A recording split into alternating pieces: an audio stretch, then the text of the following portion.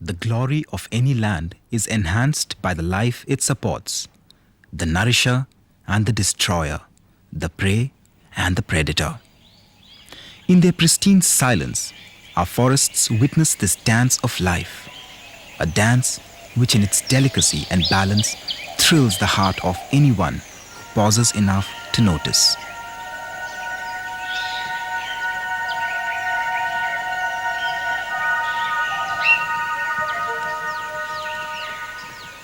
Even though they are fast diminishing, forests cover one-fifth of our country's land. The Tarai forests of northern India, the Nilgiri in the south, the Sundarbans in the east are all home to the most magnificent animals and plants. Wildlife sanctuaries have been created out of these natural forests to preserve this biodiversity. The Sariska National Park in Rajasthan, Jim Corbett in Uttar Pradesh, Bandarghar and Kanha National Parks in Madhya Pradesh, Manas in Assam, and in Maharashtra, Melghat. Located in the southern hill ranges of the Satpuras in southwestern India, Melghat Forest has been chosen to remain wild. A 1,676 square kilometer reserve of tropical forests, providing a haven for a variety of tropical trees and animals like bison, sambar, chital, jackal, leopard, along with a lot of exotic birds, and most importantly, the tiger.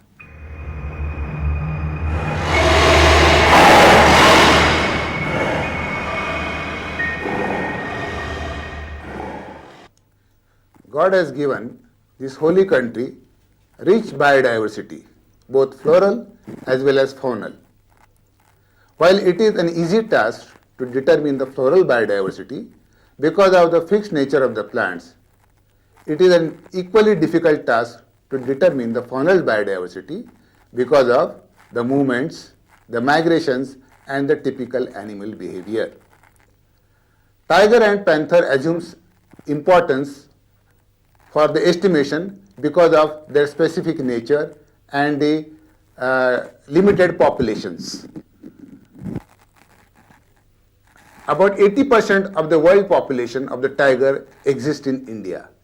About 40 to 50 years back, the tiger population in this country was estimated to be well over 40,000. Today, it has been estimated to be round about 4,000. Therefore, the Government of India enforced Wildlife Protection Act in the year 1972, created network of the tiger reserves and the protected area throughout the country. The aim of creating the Melghat Tiger Reserve in 1947 was to increase the number of the most exotic member of the cat family, the tiger.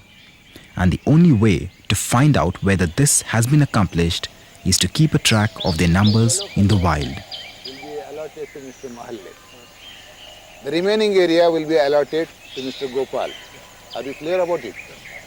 Instruct your forest guard that whatever pug marks they have traced, they must cover it with this stone so that the supervisory officer will be able to inspect the work done by them.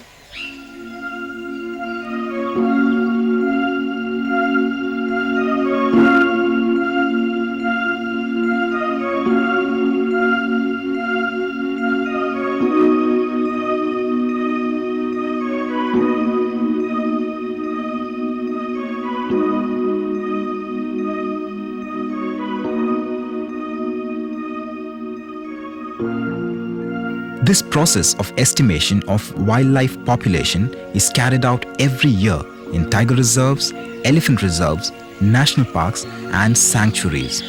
However, large number of wild animals can be found outside these protected areas. A count of these animals is done once in every 4 years all over the country in a large-scale operation by the Forest Department. Why there is an importance of the tiger population in this world? Because tiger is considered to be a stabilizer of the ecosystem, stabilization of the environment in that area. It increases the biodiversity. It is an indicator of all the ecosystem stabilization and hence it has a special importance. Therefore, we have to do this annual census or the 4-year census. 1997 was a year where one such comprehensive study was carried out. The task was huge, one requiring painstaking efforts and patience. And here, in the subtropical dry deciduous forests of Melghat, the job is laborious.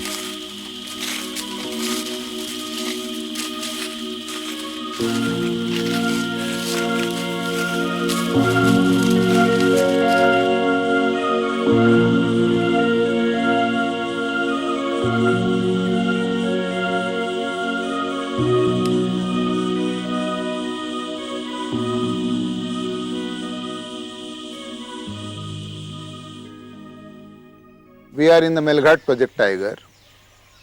This was established on 22nd February 1974. This was one of the first Project Tiger in the country. 9 Project Tigers were established in 1973-74 and Melghat is one of the prime. When the project was established in 1974, the estimated tiger population was in the range of 30 to 34, while in 1996, the population has increased in the range of 70 to 75. There are approximately equal number of panthers also. The area is very rich in floral and faunal biodiversity. Census of wildlife is made particularly difficult by the very nature of the animals. Migrations, movements, behavioral patterns and camouflage make the animals difficult to trace and identify. Special techniques have to be adopted for census. These are the bugmark census, waterhole census, and the block count census techniques. The ideal period for such a technique of census is the dry summer months of March and April, when the ground is dry and the soil fine. The cats take nocturnal trips and the tracks are fresh. So I request him to take over. Thank you, sir. Friends, we are going to conduct a census of an animal which is basically a shy animal. It is also a nocturnal animal, an animal which is not very easily seen. How do we conduct a census of an animal which is not easily seen? But there are a number of evidences which are to be seen, which we see in the forest, specifically of an animal like tiger and panther. Now, I will show you some of the equipment which is essential for carrying out this census. This is a tiger tracer. It is a simple equipment, a wooden frame with a piece of glass. This is used basically to trace out the form of the tiger pugmark which is found in the forest. We trace out the same figure on this piece of The most revealing piece of evidence of the existence of an animal in any area are the telltale footprints that they leave behind them. In the case of the elusive big cats, their pugmarks such as these can reveal to a seasoned tracker a lot of very important details. Cats prefer the soft soil of the jungle paths. With their soft footpads and an instinctively stealthy nature, they avoid the noise of dry twigs and leaves. This is a tiger pugmark. This being a squarish one, this is a male tiger. You can very clearly see this is a pad of the tiger. You can see this is a squarish pad. There are 4 toes. All are equally spaced and compact. The entire shape of the pugmark is squarish. Therefore, this is definitely a male tiger. Now we have seen a male tiger here. This technique of pugmark census is adopted for tiger as well as panther. Summer is a period when this method is used because there is a fine dust available which is a prerequisite for getting a good pugmark. You can identify a male and female pugmark from its shape. The female pugmark is generally elongated, male pugmark is a squarish one. Now, how to differentiate between a panther pugmark and a tiger pugmark?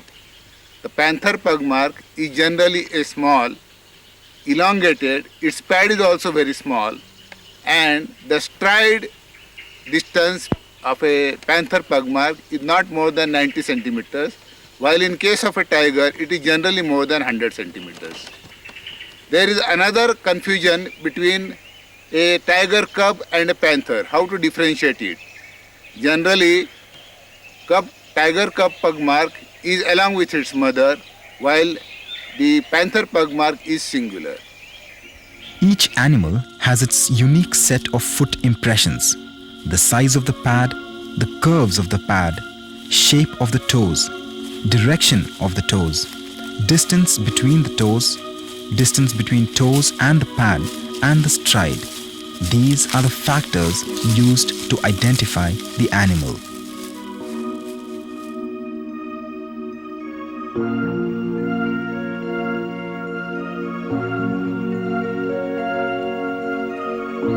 This census method involves the identification of the animal by visual recording of the pugmark. This is done by a simple method where the official traces the outline of the pugmark on a glass frame like this.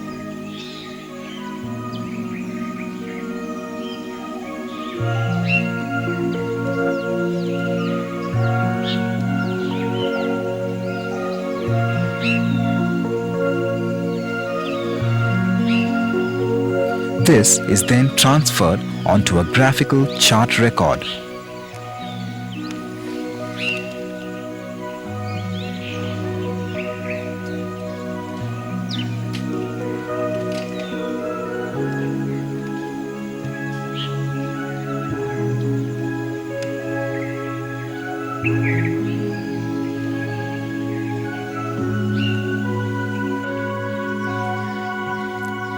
Another method is in the preparation of molds of these marks, a much more comprehensive method giving a three-dimensional impression of the mark. Using simple ingredients of plaster of Paris, some coir fibers and a metallic frame, the officials acquire a visual three-dimensional record of the animal pugmark.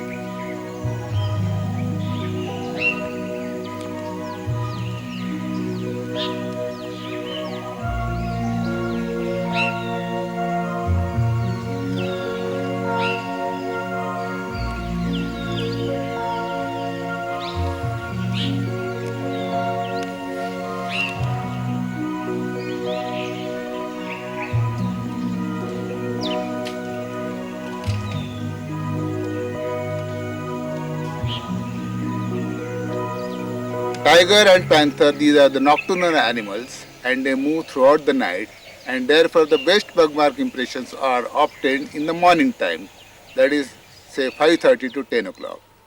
Therefore all the operations, that is taking the tracings, plaster cast, are required to be completed every day before 10 o'clock in the morning.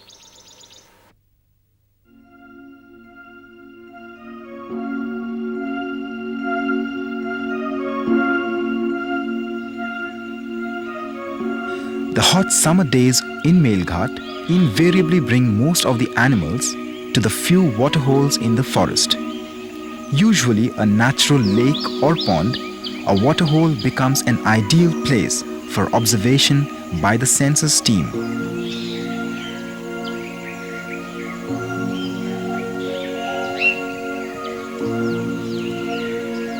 Preparing well in advance, the census team decides on a safe position for observation.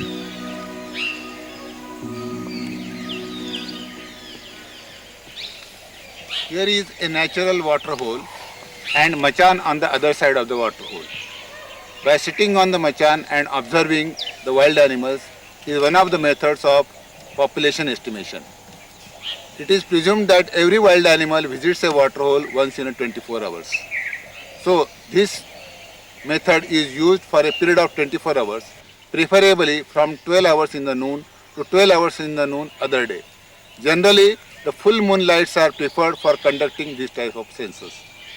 Only 2 people are allowed to sit on the machan, and they should observe strict silence, less movements, no urination, no coughing, no sleeping, no smoking, and they must record all the animals they are seeing visiting the water hole, their sex if possible, and their timings.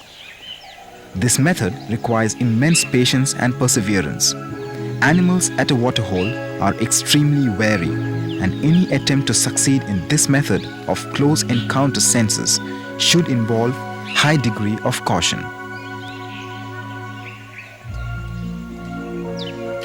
There are a number of water holes in the area, but selection of site of the machan is very important. It should be in such a place that it overlooks the entire area. It should not be in a valley or in a depression where the animals approaching can see the machan earlier before they approach the water hole. If you are at an height on which you overlook the water hole and the area, it prevents the animals from locating you when you are sitting in the machan. Another important aspect is to cover the machan from the sides, so that if at all an animal looks up towards the machan, he is not able to locate the figure of the man. The height should be sufficient enough of the obstruction to cover the body but not the head. And an important factor which the enumerator should remember is, whenever an animal is approaching, they should be absolutely still. They should not talk among themselves. They should not make any movements. And when an animal looks at you, you have to be absolutely still. Then if you make a slight movement, the animal is able to locate you and it will run away. Used primarily for estimating the population of herbivores like bison, sambar, spotted deer, antelopes, monkeys and swamp deer, the block count census technique is a statistical count rather than an exact count. About 10 to 15% of the land is chosen in random. Surveyors walk along a straight line 100 meters apart and keep visual records of all the animals that is seen. These records of time, location and direction of movement of the animal helps in estimating the density of population in that area. This number is then generalized to get a rough estimate of the population. Here, about 10 to 15% of the area is selected for the count. Each sub-area or compartment is divided into 100-meter grid, and on every grid, one person is appointed for noticing the movement of the animal. All the grid persons move simultaneously and they record the number of animals, species, sex if possible, and the timings. Thereafter, the data is tabulated and the density population graphs are drawn and indicated on the map. This gives you approximate population, and younger ones are also noticed in this block count method.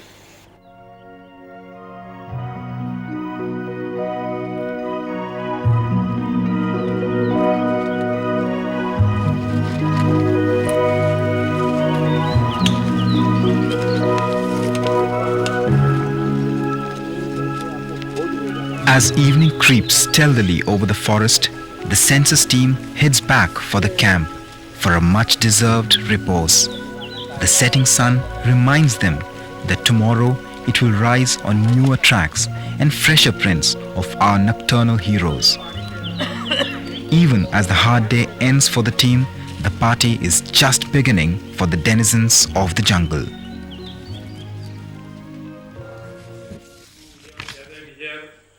Analysis, that is the important task of this tiger census, and I think you have brought this list of tiger tracings, panther tracings, plaster casts. Before me there is a map of this Melghat Tiger Sanctuary, and now we will minutely observe this plaster cast and tracings and find out the differences, whether they are of the same tiger or same panther, or they are of different tigers and panthers. First of all, we will take this tiger census. Later on, we will complete this panther census. Yes, I am having one of 562 compartment number. 562. Mr. Sapri is having compartment. Once these three methods of gathering information is carried out, what remains is the painstaking task of analyzing the data. Though it is not possible to declare the exact number of each species, the effort does yield an extremely correct estimate of the wildlife population. And this estimate is of invaluable help for charting out the policies of wildlife conservation and growth. The experience of counting the denizens of the forest is now open to anybody who is interested.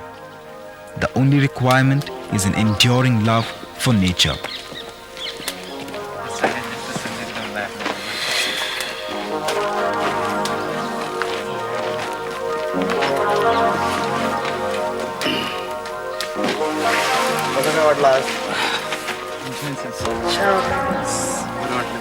छान वाटलं कंपार्टमेंटमध्ये पुढे गेला तर वाघीण दिसली आपल्याला नक्कीच तिथे 6-7 पुढे गेला तर